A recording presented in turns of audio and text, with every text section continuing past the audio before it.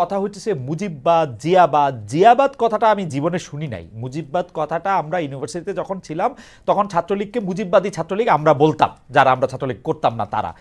একটু বাইদা ভাই বলে রাখি, আমি অবশ্য ছাত্রদলও করতাম না, এই বাইডারিতে আমাকে ফালানোর দরকার নাই। তো মুজিববাদী এই মুজিববাদ এবং এই জিয়াবাদ, এই ব্যাপারটা কি আসলে, মানে এই এই বাদগুলি কোত্থেকে আসতেছে আপনি এটা খেয়াল আচ্ছা, আমি আপনাকে বলেন, একটা এই ছাত্র যারাগুলি বলেন না, ওনাদেরকে আমি জিজ্ঞাসা করি যে শেখ হাসিনা সরকার তো গত 17 বছর মোটামুটি টানা ছিল, এই সময় তারা কখনো শেখ হাসিনার মুখে মুজিববাদ শব্দটাকে শুনেছে কিনা, এটা আমি একটা জানতে চাই। আমি মনে করতে পারি না। জিয়া রহমানের সরকার, জিয়া রহমানের দল অনেক দিন ধরে রাজনীতি করেন।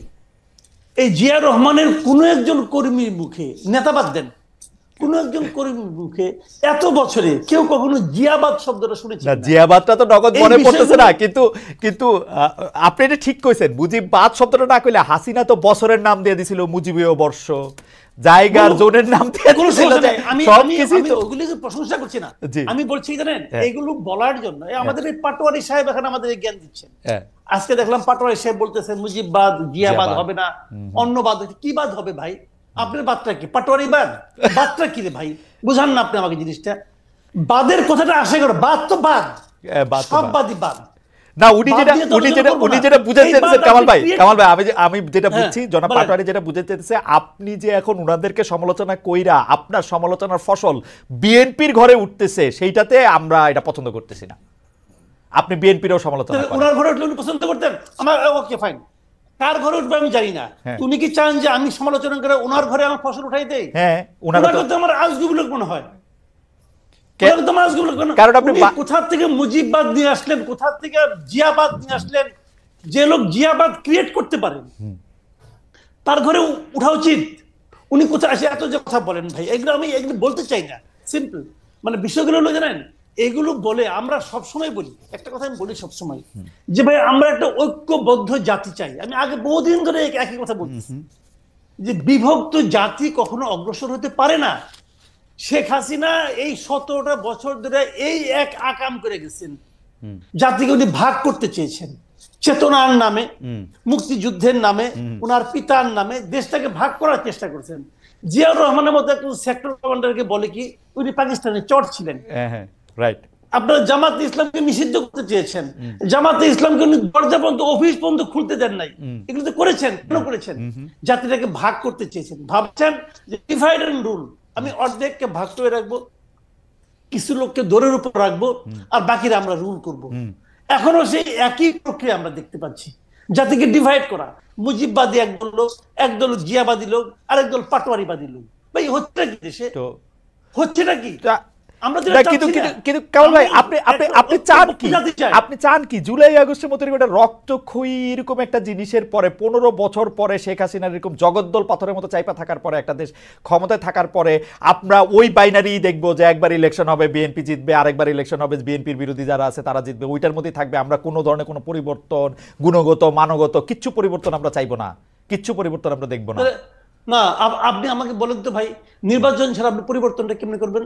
নির্বাচনটা পরিবর্তন করবো এই যে ইউনূস সাহেবের মতো ভালো ভালো উপদেষ্টা, তারপরে যে ছাত্রদের মতো ভালো ভালো লোকরা ক্ষমতায় থেকে গুণগত মান পরিবর্তন আনবে। তারা সৎ লোক, তারা সততা দিয়ে মানুষকে বুঝাবে। পলিটিক্যাল পার্টিদের তো আমরা দেখছি তারা খারাপ। তাহলে আপনি চাচ্ছেন অরাজনীতিকরণ, বিরাজনীতিকরণ? না, রাজনীতি হবে পরে, ওরা যখন রাজনৈতিক দল করবে, ওরা যখন রাজনৈতিক দল করে আসবে তারপরে হবে রাজনীতি।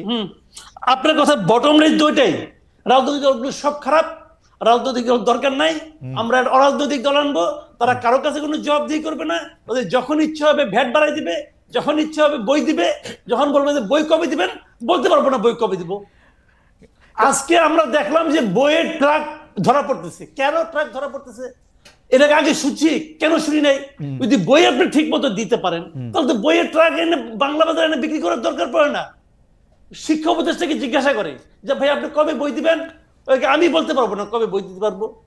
যে দেশে শিক্ষা উপদেষ্টা বলে যে কবে নাগাদ বই যাবে উনি জানেন না, তারপরে উনি কেমন ব্যক্তিত্বের মানুষ, কেমন লজ্জাহীন মানুষ, তারপরে উনি শিক্ষা উপদেষ্টা থাকেন? আপনি আমাকে বলেন রে ভাই, এদেরকে আমার যোগ্য বলতে হবে?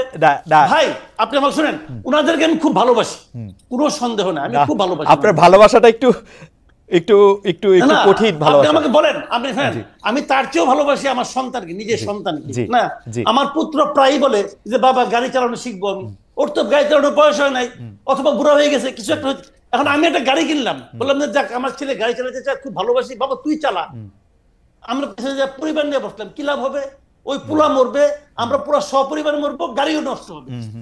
ঘটনা দিতেই হবে রে ভাই। অযোগ্য লোকের হাতে গুরুত্বপূর্ণ দায়িত্ব দিলে ঘটনা এরকমই হবে। যোগ্যতা এবং অযোগ্যতা একটা বিষয় আছে, কিন্তু ভালো মানুষ দিয়ে যোগ্যতা ওদের নির্ধারিত হইতো, না। তাহলে বাংলাদেশের সব মসজিদের ইমাম আইন আপনি বানাই দিতেন। না না কামাল ভাই, করবেন না। কামাল ভাই আপনি যোগ্য মানুষের কথা বলতেছেন, ভালো মানুষের কথা বলতেছেন, কিন্তু আমার খুব জানতে ইচ্ছে করতেছে আপনি কিসের সাপেক্ষে তুলনাটা করতেছেন? আমাদের 53 বছর বয়সে সাপেক্ষটা কি?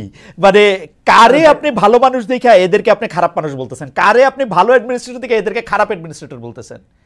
আপনি আপনি কি জাহিদ মালিকের সাথে তুলনায় বর্তমান স্বাস্থ্য উপদেষ্টারে আপনি খারাপ বলতেছেন? আপনি শুনেন, আপনি যেটা বলছেন সেটা তো এক ধরনের যুক্তি, এবং এটা মনে করেন বাজারে তো যুক্তি আছে, সুযুক্তি আছে, কুযুক্তি আছে, আছে না? এগুলো থাকে, থাকুক, কোনো সমস্যা নেই আমার এটা নিয়ে। বাট আমার কোশ্চেনটা হলো কি, আমার ভালোত্বটা হলো প্রত্যাশার কাছাকাছি কারা আছে। আমি কারোর সঙ্গে কম্পেয়ার করছি না রে ভাই। আমি বাংলাদেশের সঙ্গেও ওই আগে যেরকম সিঙ্গাপুরের সঙ্গে বাংলাদেশে কম্পেয়ার করে মানুষের মধ্যে এক ধরনের স্বপ্ন ঢুকানোর চেষ্টা হইতো, আমি সেই চেষ্টাও করছি না। আমি বলছি যে আমারও তো একটা প্রত্যাশা আছে, এবং আমার প্রত্যাশাটা তো অলৌকিক কোনো প্রত্যাশা না। আমি কিন্তু বলছি না কালকে সব ঠিক হয়ে যাবে। আমি কি প্রত্যাশা করেছিলাম বলেন? দ্রব্যমূল্য বাড়ে কেন? আমরা জেনেছি দুইটা সহজ পদ্ধতি, দুইটা কারণে বাড়ে, চাঁদাবাজির কারণে বাড়ে আর সিন্ডিকেটের কারণে বাড়ে। আমরা মনে করেছি এই সরকারটা এসে এই চাঁদাবাজি বন্ধ করবে, সিন্ডিকেট। কিন্তু কামাল ভাই আপনি বলতেছেন চাঁদাবাজি বন্ধ করতে, কিন্তু আপনি পুলিশ কাজ করতেছে না, আইন শৃঙ্খলা বাহিনীর মধ্যে থেকে সেই আস্থার জায়গাটা নাই, সব জায়গার মধ্যে থেকে একটা সাংঘাতিক রকমের অন্যরকম একটা অবস্থা। তাহলে আপনি এগুলি ঠিক করে আপনি আমাকে বলেন, এরা যখন দায়িত্ব নিলেন, পুলিশ বাহিনী যে কাজ করছে না, পুলিশ বাহিনীর মধ্যে মনোবল বৃদ্ধি করতে হবে, এটা ওনারা জানতেন না? জানতেন তো, জানতেন। আচ্ছা, তারপরে ওনারা একজনকে স্বরাষ্ট্র উপদেষ্টা বানালেন, সাখাওয়াত সাহেবকে বানালেন। সাখাওয়াত সাহেব দেখলাম 2 দিন দৌড়াদৌড়ি করলো, সাখাওয়াত সাহেব 2 দিন পরে বাদ দিয়ে দিলেন, বাদ দিয়ে আরেকজনকে নিয়ে আসলেন, জেনারেল নিয়ে আসলেন। আগে ছিল ব্রিগেডিয়ার, এবার লেফটেন্যান্ট জেনারেল নিয়ে আসলেন। তো লেফটেন্যান্ট জেনারেল কি দায়িত্ব নিয়ে বুঝেন নাই উনি কি চাকরি করতে আসছেন নাকি দায়িত্ব নিয়ে আসছেন? ওনার দায়িত্বটা কি? পুলিশ বাহিনীকে মনোবল ফিরে আনা। আপনি বলেন মনোবল ফিরে আনার জন্য কি করছেটা কি? পোশাক প্রস্তাব নিয়ে আসছে। পোশাকগুলি দেখছেন পোশাকগুলি কি চেহারা ভাই? এটা কোনো পোশাক হইছে?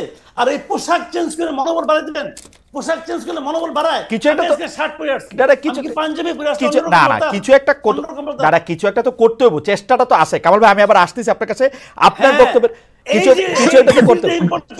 একটা তো করতে। সবচেয়ে গুরুত্বপূর্ণ মনে করছেন পোশাক পরিবর্তন। পোশাক পরিবর্তন সবচেয়ে গুরুত্বপূর্ণ পয়েন্ট, যে কারণ পুলিশের মনোবল ফেরানোর জন্য পোশাক পরিবর্তন ছাড়া আর কিছু দেখে না। তাদেরকে আপনি যোগ্য বলবেন? আর কিছু দেখে না কামাল ভাই, এটা কিন্তু একটু ঠিক হইলো না। তারা তো আর অন্য অনেক কিছু হয়তো দেখতেছে, আমরা জানি না। তারা তো পুলিশকে মানবিক পুলিশ হইতে বলতেছে, তারা তো পুলিশকে গিয়ে চাঁদাবাজি না করতে বলতেছে, পুলিশকে গিয়ে অকারণে গ্রেফতার না করতে বলতেছে, না করতে চেষ্টা করতেছে। আচ্ছা কামাল ভাই আসতেছে, কামাল